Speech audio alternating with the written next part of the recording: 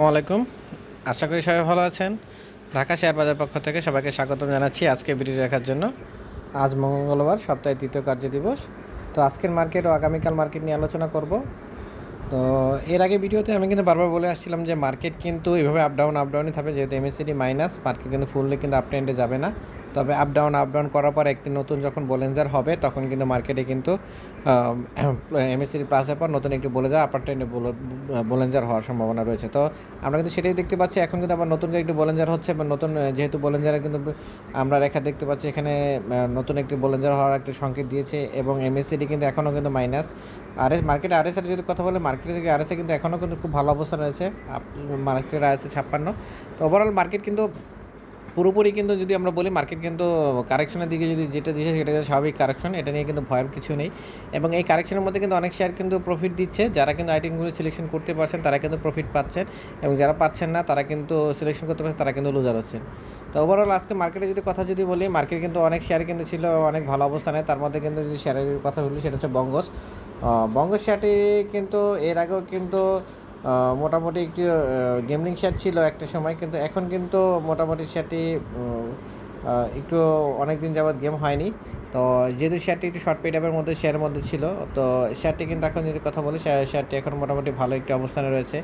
এবং শেয়ারটি কিন্তু এমএসসিডি কিন্তু হঠাৎ করে কিন্তু বোঝা যায়নি, কিন্তু হঠাৎ করে কিন্তু ফুললি হল্ট ছিল এবং আপ ট্রেন্ডে গিয়েছিল। যেহেতু শেয়ারটি অনেক দিন যাবৎ স্লো ছিল এবং মার্কেট কিন্তু ভালো হওয়ার পর কিন্তু শেয়ারটি কিন্তু বাড়েনি, তো আজকে কিন্তু শেয়ারটি ফুললি হল্টে ছিল এবং ভালো একটি অবস্থানে ছিল। তারপরে শেয়ারের কথা যদি বলি সেটা হচ্ছে জিপিএস ইস্পাত।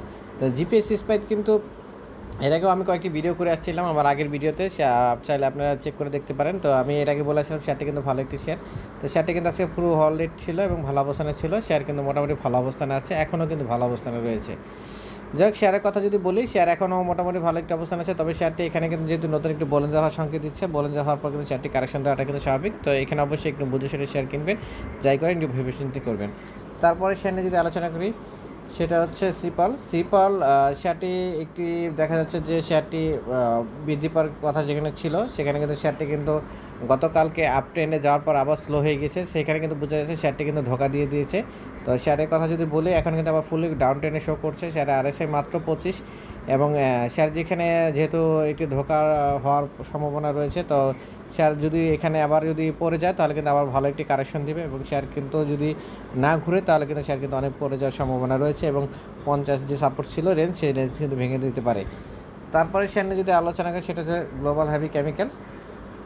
তো গ্লোবাল হেভি কেমিক্যাল শেয়ারটি সেম সিপালের মতন কিন্তু ঘটনা গিয়েছে, শেয়ারে আরএসআই কিন্তু ক্রস করার পরে কিন্তু এমএসসিডি ক্রস করার পরে কিন্তু শেয়ারটি কিন্তু আবার ডাউন টেনে ঘুরেছে। তো শেয়ার যদি আগামীকাল যদি মার্কেটের শেয়ারটা যদি না ঘুরে তাহলে কিন্তু শেয়ার কিন্তু আরও ফল হওয়া আরও পতন হওয়ার সম্ভাবনা রয়েছে। আর যদি শেয়ারটি যদি আগামীকাল মার্কেটে যদি ঘুরে যায় তাহলে কিন্তু শেয়ারটি আবার নতুন করে একটি রেট হওয়ার সম্ভাবনা রয়েছে। তারপর আমি যদি শেয়ার নিয়ে আলোচনা করি সেটা এসপি সিরামিক আমরা সবাই জানি এটা একটি গেমলিং শেয়ার এবং এটি সালমান রহমান কোম্পানির একটি শেয়ার। তো শেয়ারে আরএসআই 17। শেয়ারটি যদি কথা বলি, শেয়ারে কিন্তু এখন সবচেয়ে মার্কেটে সবচেয়ে আরএসআই সবচেয়ে কমের মধ্যে রয়েছে এসপি সিরামিক। যেহেতু শেয়ারটি জেড ক্যাটাগরি যাওয়ার সম্ভাবনা রয়েছে এবং শেয়ারে যেহেতু এখন বর্তমানে পরিচালনা বোর্ড কেউ নেই, তো শেয়ারটি নিয়ে একটু সবাই আতঙ্কিত রয়েছে, তাই শেয়ারটি এখনও বলা আছে না। তবে শেয়ারে আরএসআইয়ের মধ্যে কিন্তু এখনও সবচেয়ে কম আরএসআইয়ের মধ্যে মার্কেটে এসপি সিরামিক। তো শেয়ারটি যদি ঘুরে তাহলে এখান থেকে কিন্তু ঘুরের সম্ভাবনা রয়েছে, আর যদি শেয়ার যদি না ঘুরে তাহলে শেয়ার আর এখান থেকে কিন্তু আরও পড়ে যাওয়ার সম্ভাবনা রয়েছে। তো শেয়ার যদি আগামীকাল যদি সাপোর্ট দেয় তাহলে কিন্তু আগামীকালে ঘুরবে, না হলে কিন্তু শেয়ার কিন্তু আরও পড়ার সম্ভাবনা আছে, সম্ভাবনা খুবই রয়েছে। তবে শেয়ারে এমএসসিডির কথা যদি বলি, এমএসসিডি কিন্তু এখনও কিন্তু মাইনাস, এমএসসিডি প্লাস যাওয়ার চেষ্টা করবো কিন্তু শেয়ারটি আবার কিন্তু মাইনাস হয়ে গিয়েছে। তা তারপরে নিয়ে শেয়ার নিয়ে যদি আলোচনা করি সেটা হচ্ছে টেকনো ড্রাগ যেহেতু আগের একটি সাপোর্ট লেভেল ছিল 52 টাকা, সেই সাপোর্ট লেভেল কিন্তু ভাঙতে পারেনি। তো শেয়ারটি তার জন্য কিন্তু এখন কিন্তু কারেকশন দিয়েছে, এবং শেয়ারে কিন্তু কারেকশন দেওয়ার পর কিন্তু শেয়ার যদি আগামীকাল যদি না ঘুরে তাহলে কিন্তু আবার নতুন করে ডাউন টেনে কিন্তু বোলেঞ্জার হওয়ার সম্ভাবনা রয়েছে। যেহেতু আগে সাপোর্ট লেভেল ছিল 44 টাকা, সেখানে যদি ক্লোজ প্রাইস যদি 44 টাকার নিচে নিয়ে এসে তাহলে কিন্তু শেয়ার কিন্তু পড়ে যেতে পারে। তো আশা করি যদি শেয়ার যদি ক্লোজ প্রাইস 44 টাকার উপরে রাখে বা 45 টাকার উপরে রাখে তাহলে আশা করি শেয়ার এখান থেকে আবার নতুন করে রেট হওয়ার সম্ভাবনা রয়েছে। তো ওভারঅল মার্কেটের কথা যদি বলি, মার্কেটে আর অনেক শেয়ার রয়েছে, মার্কেটে কিন্তু অনেক ভালো অবস্থানে কিন্তু অনেক শেয়ার রয়েছে। তার মধ্যে কিন্তু এমজিএল বিডির কথা বলি, এমজিএল বিডি এই শেয়ারটি কিন্তু অনেক দিন যাবত কিন্তু একটু রেট ছিল, তো শেয়ারটি কিন্তু আজকে সাধারণত কারেকশন দিয়েছে।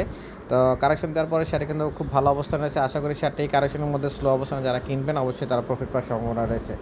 তারপরে শেয়ার নিয়ে যে আলোচনা সেটা প্রগতি লাইফ। প্রগতি লাইফ শেয়ারটি অনেক দিন যাবত কিন্তু হাই রেটে আছে এবং খুব ভালো একটি অবস্থান আছে। শেয়ারে যদি এখনও কথা বলি, শেয়ার কিন্তু এখনও খুব সুন্দর একটি অবস্থান রয়েছে। এই শেয়ারটি হয়তো যে কোনো সময় কিন্তু আবার টান দিয়ে কিন্তু নতুন একটি রেট হওয়ার সম্ভাবনা রয়েছে। কিন্তু শেয়ারে আরএসআই কিন্তু 70, যেটা কিন্তু আমরা রিস্ক জোন বলি বা ডেঞ্জার জোন বলি, এখনও কিন্তু শেয়ারে আরএসআই 70-এর দিকে রয়েছে।